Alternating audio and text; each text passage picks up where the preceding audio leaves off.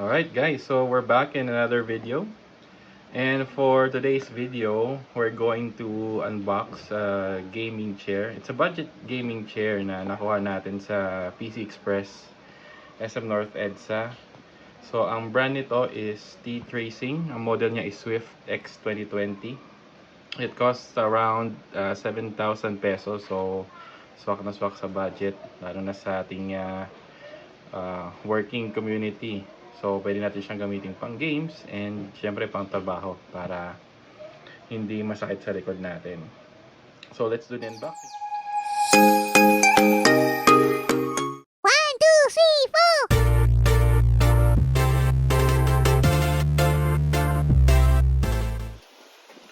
4. Okay, so ito yung mga parts niya. So, ito yung pinaka-upuan niya. Ayan. Then, ito yung sa armrest. Adjustable siya parehas. Then, we have the lumbar support pillow. And yung neck support pillow. Ayan, ang mais yung pagkakarap niya. So, hindi yung ginamit na plastic. And of course, yung backrest natin. Ayan, TTracing. Then, adjustment knobs. This one. Of course, yung accessory box natin. So, yung 5 wheels. Kasi di ba yung spokes nitong base. So, the base is made out of it's plastic. It has 5 spokes. So, parang star siya. Ayan, sorry, naka-cellphone lang kasi yung video natin ngayon. Pero kung magsusubscribe pa kayo, syempre, at share nyo yung video, pag dumami na yung subscribers natin, at ma-monetize ang channel, then we'll have budget for a better camera. Okay, and ito yung pinaka-brace niya for the stem. And ano to, cover ng sa armrest. Ano to, check na natin later. Okay, siyempre yung may screws na rin sa loob and merong Allen wrench. So looks like some parts will be tightened by the Allen wrench. Itong mga nuts, ito Allen wrench. Okay, so let's build this up.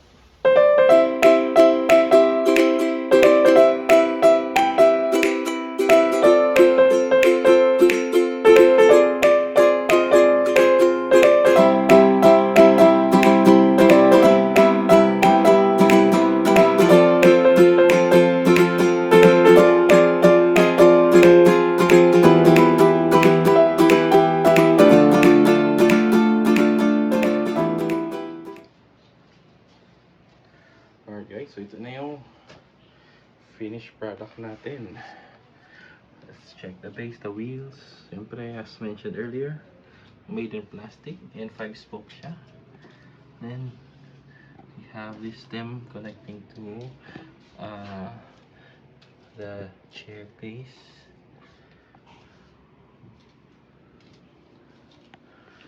The material is leather.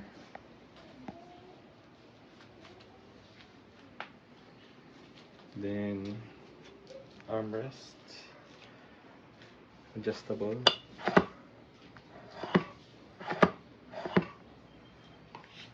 Go to the right, adjustable. Then ito yung recliner, ang recline ng seat. Then ito yung pang adjust ng height.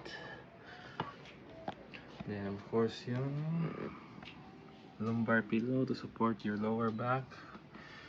And the neck pillow. Okay, again, brand is TTracing, model Swift X2020. 7K, bought in PC Express. Ito yung straps ng mga pillow sa likod. So, andali siya tanggalin at ibalik. we want to clean it up. And ito yung zipper. If gusto nyong dabhan or linisin din. So, hindi lang din siya install. So, yun. Tignan natin kung bagay sa ating munting setup. Oops, sorry. Okay. So, here's our work from home setup. We have our work laptop, syempre. We're using dual monitor for work. Pero for gaming, pwede natin i-dual. Pwede natin gawing quadruple monitor. Laptop, monitor, itong dalawa. At syempre may TV tayo. Yan. Para kunwari gamer. Kunwari magaling mag Valorant, pero potato aim naman. Then, wireless mouse and wireless keyboard para hindi hassle sa cable management. And here's our simple desktop. Budget desktop din. Pero sabihin nila, it's in the player. Pero syempre, importante din yung gear. So, ayan. Okay, so I think we're set for tonight. Kaya na mag-log in and maglaro.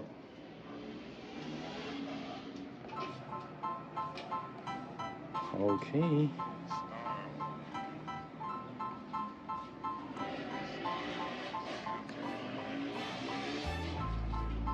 One last look.